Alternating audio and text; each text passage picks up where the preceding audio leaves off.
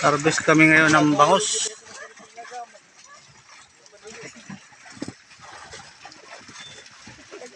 Ayan, sinasandok na ni Albert yung bangus. Meron kasing order na 10 banyera. Kaya nag-harvest kami ngayon. Dahil nga sa balitang may nalason na kumain ng tamban. Kaya mas gusto ngayon ng tao kumain ng bangus. Dahil yung bangus ay alaga sa fish cage.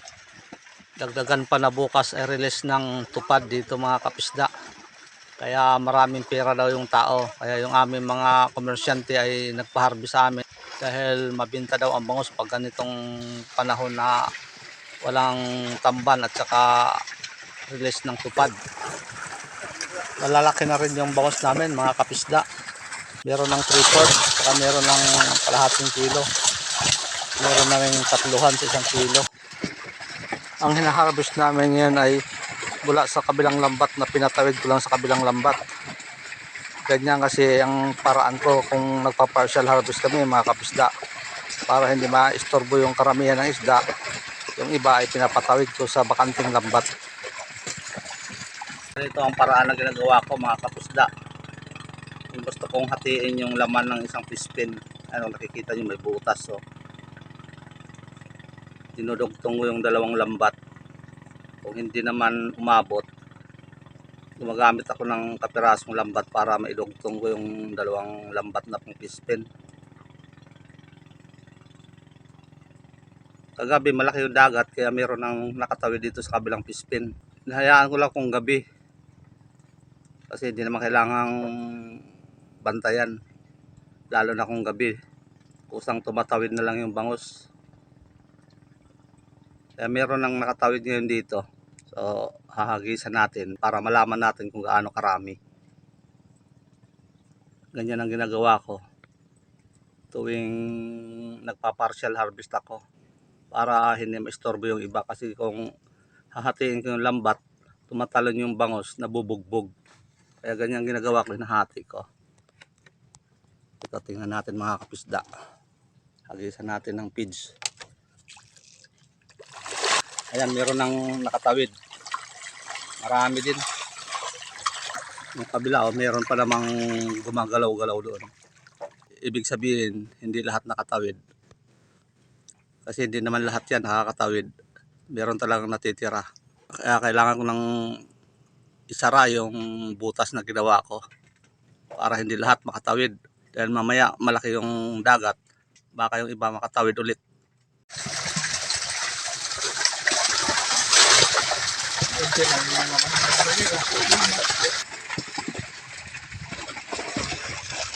Ano na si pare?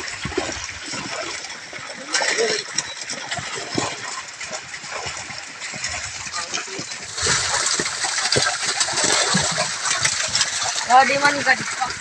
Ito yung manok pangupit ng bangus. Ayan, tingnan yung naong ha. Ayan, tingnan nyo mga kapisda. Si Tres Bonitos Baldon. Pangupit na. Ada. Ito na ira.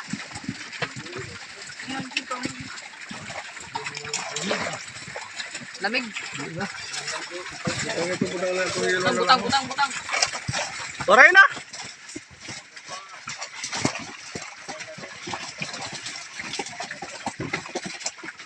Ubuson ta na lang siguro. Ubuson na lang siguro. Oo. Zero. Buso na ito.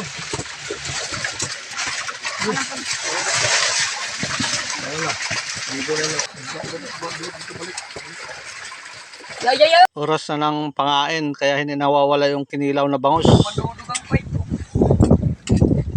Welcome to my vlog. Guys, welcome to my guys. Mayor! Welcome to my vlog.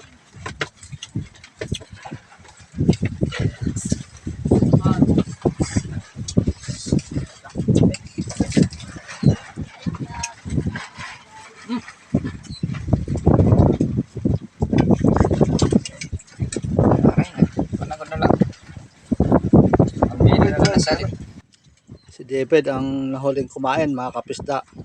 dahil nagtibaw pa ng kanyang trap sa alimasag. Yung iba nagpapahinga na, si David nag-uumpisa pa lang kumain.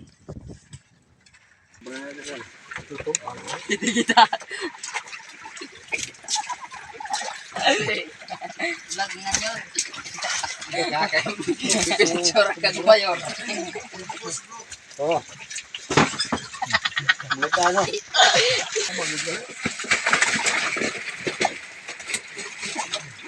Uy, magpaparit na. Ngayon nga, dalago na mo sort. Kamper na be. Lipat mo tayo yung lang sa... Kamper na. Sino ka Bernabe? Dandino. Oo.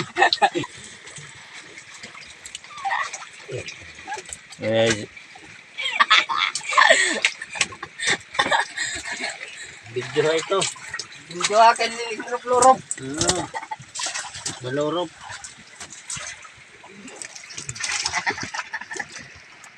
Nang logod pwede. Nagpuan. Tigo-tigo.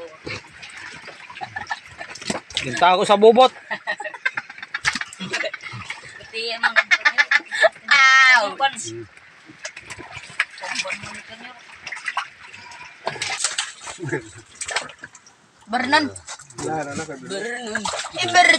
Ano Bernan? Yung harvest namin kanina mga kapisda ay nasa 10 banyera at kalahati. Bali yung pangbenta ay nasa 10 banyera sa 31 kilos bawat banyera.